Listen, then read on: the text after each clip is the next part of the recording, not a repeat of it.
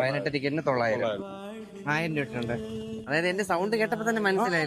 ശബ്ദം കേട്ടാൽ എനിക്ക് ഇവിടെ മനസ്സിലാവും. സൂരജിന് എന്റെ ഇവിടെ ഉണ്ടോ? ഉണ്ടല്ലോ.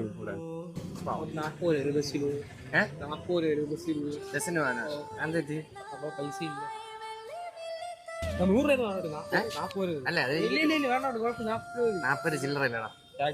ആ ശരി പോട്ടെ. ശരിക്കും പറഞ്ഞാൽ ഇത് ഒട്ടും പ്രതീക്ഷ കാര്യമല്ലായിരുന്നു. പിന്നെ മാത്രം ഞാൻ ഒത്തിരി വിഷമത്തോടെയാണ് ഞാൻ വന്നത്. ടിക്കറ്റ് എടുക്കാൻ എന്റെ പൈസ ഇല്ല.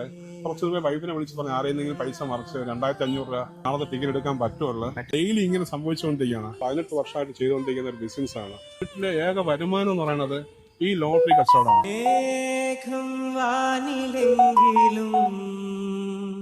ദൂരെ ദൂരെ